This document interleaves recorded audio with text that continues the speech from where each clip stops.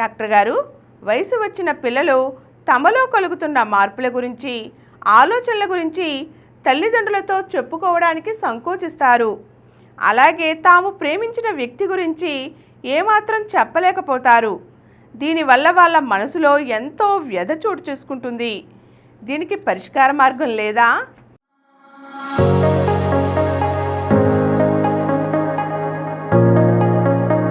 Sex అంటేనే మన సమాజంలో ఒక ట్యాబు ఉంది. అలాగే ప్రేమ అంటే కూడా ట్యాబుయే. వాళ్ళ నాన్నగారితో వాళ్ళతో వాళ్ళది అమ్మతో, అమ్మ ఏంటో నాకు తెలియకుండా ఈ అంగం ఇంటి లేచి నిల్చుంటుంది, ఏదో ద్రవం కారుతోంది, నాకేంటో ఇలాంటి ఆలోచనలు వస్తున్నాయి అని ఏ కుర్రాడు చెప్పగలరా? చెప్పలేడు. ఎందుకని? సెక్స్ గురించి మాట్లాడితే ఏమంటారు? భయం. ముందు భయం, సంకోచం, భయం. ఎందుకు? ట్యాబు. సెక్స్ గురించి మాట్లాడడం తప్పు. ఆ ట్యాబు ఉండేవాడికల్లా చెప్పడానికి సంకోచిస్తారు పేరెంట్స్. కొందరు ఆడపిల్లలు రజస్సులు అయితే కొంతమంది మెంటల్ షాక్లో వెళతారు. వాళ్ళకి ఏదో రక్తం కదా, అమ్మతో చెప్పుకోలేరు, భయం. రక్తం కారితే ఏంటో ఎర్రగా కారిపోయింది, ఏదో అయిపోయింది, నాకు ఏది చెప్పడం పోయి దొంగొస్తారు, అదేదో తప్పులాగా. చాలా ఆశ్చర్యంగా ఉంటుంది. ఉన్నారంటే ఆడపిల్లలు దాంతో పాటు సైకలాజికల్గా అయిపోతారు, చెప్పుకోలేరు, మనసులో భయపడుతుంటారు.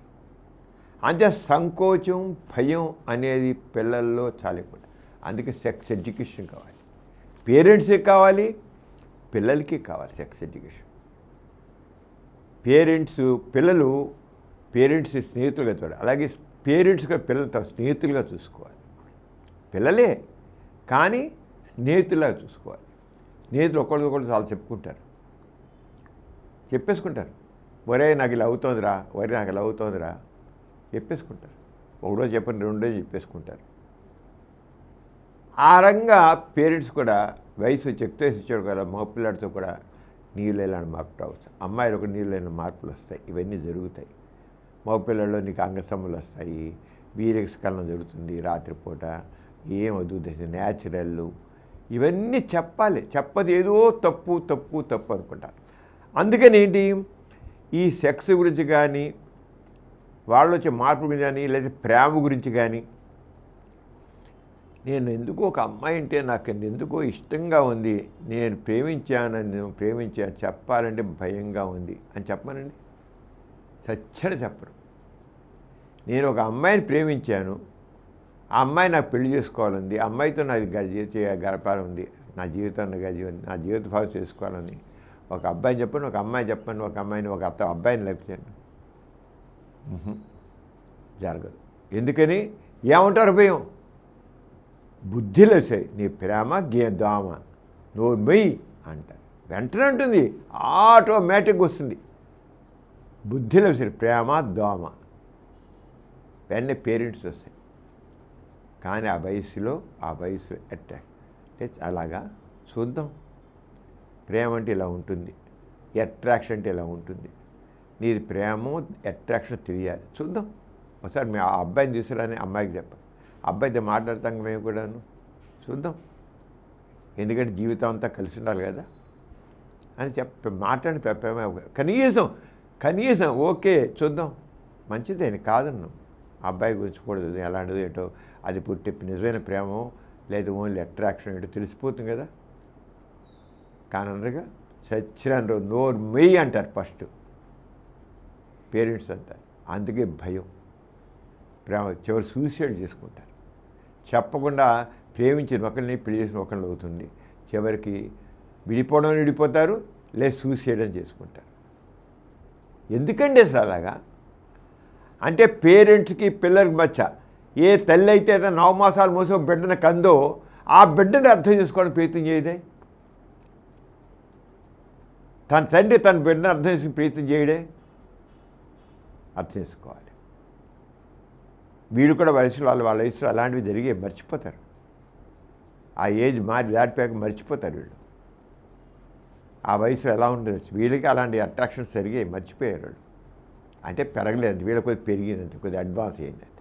అంటే ప్రేమ విషయం సంకోచం, వాళ్ళు చివరికి చెబితే వాళ్ళు ఏం చెప్తారు, ఏముంటారు, ఒప్పుకోరు, భయం, సస్తారు చెప్పడానికి. అంచేత పేరెంట్స్లో ముందు మార్పు రావాలి. పిల్లలతో మాట్లాడడానికి అవకాశం, ముందు మాట్లాడడానికి అవకాశం ఇవ్వండి. వాళ్ళతో షేర్ చేయండి, కబుర్లు చెప్పండి. ఈ వయసులో ఇలా ఉంటాయి, ఇలాంటివి మీకేమైనా ఉన్నాయా చెప్పండి. డౌట్ ఏమో చెప్పండి. వయసు వచ్చి ఆడపిల్లలతో, చదువుకున్న ఆడపిల్లలు, స్కూల్కి కాలేజీకి వెళ్తే పిల్లలతో చెప్పండి, చూద్దాం. ముందు చూద్దాం పాజిటివ్గానండి, తర్వాత ఆలోచించి మాట్లాడి నిజంగా ఏం మంచిగా నెయ్యకూడదు. తర్వాత కూడా చాలా చదువు పూర్తి చేయండి, ఇలా చేయండి, లేదా లైఫ్లో సెటిల్ అవ్వండి చెప్పండి. మీ పెద్దవాళ్ళు ఏంటి, వాళ్ళ ఎందుకు వాళ్ళని గైడ్ చేయరు? అందుకనే పిల్లలు నీ నోరు మొయ్యి, నీ ప్రేమ బుద్ధి లేసారు అనే ఆ మొక్కలు అనొద్దు. బుద్ధి లేకపోవడం కాదు, అది వయస్సు లక్షణం. ప్రేమ అనే వయస్సు లక్షణం, ప్రేమించడం వయసు లక్షణం, తప్పు కాదు. ఆ ప్రేమను ఒప్పుకోకపోవడమే తప్పు, అది గుర్తించండి. ప్రేమించడం తప్పు కాదు, ఆ ప్రేమని అర్థం చేసుకోకపోవడం, తిరస్కరించడం పేరెంట్స్ తప్పు.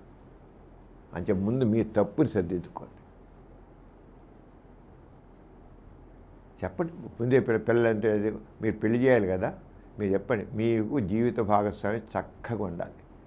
మీరు ఆలోచించండి, మీరు మీరు ఎవరిని చదువుకుంటారు అన్ని రకాలుగా ఇలాంటి బుద్ధులు ఉండాలి, ఇలాంటి వజోని ఉండాలి, ఇది ఆధిక్యత ఉండాలి, ఇలా చదువుకుని ఉండాలి, నేను ప్రేమించేవాడు కావాలి, నువ్వు అతను నమ్మేవాడు కావాలి, నీ మీద ప్రేమ ఉండాలి, గౌరవం ఉండాలి, నీకు మా చక్కగా చూసినవాడు అవ్వాలి, అన్ని రకాలుగా చూసినట్లు ఉండాలి అనేది మీరు చెప్పండి.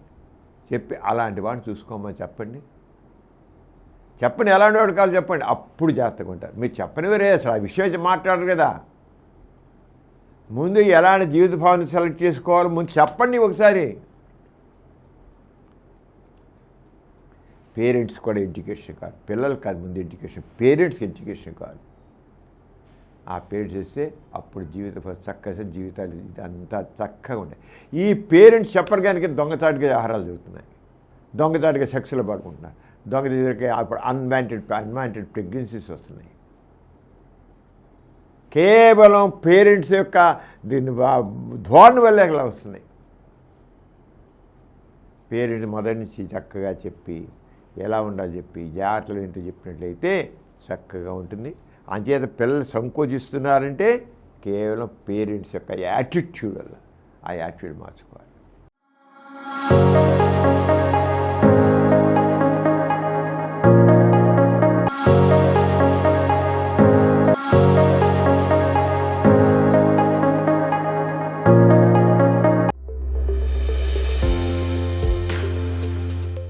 ఈ కార్యక్రమం మీకు ఎంతో నచ్చింది కదా. ఇటువంటి మరిన్ని వీడియోల కోసం అనతి కాలంలోనే 21 కోట్ల వ్యూస్ సాధించిన సమరం ఛానల్ సమర్పించు డాక్టర్ సమరం ఛానల్కు సబ్స్క్రైబ్ చేయండి, లైక్ చేయండి, మీ ఫ్రెండ్స్కి షేర్ చేయండి. అలాగే ప్రక్కనున్న గంట సింబల్ని ప్రెస్ చేయడం మర్చిపోకండి.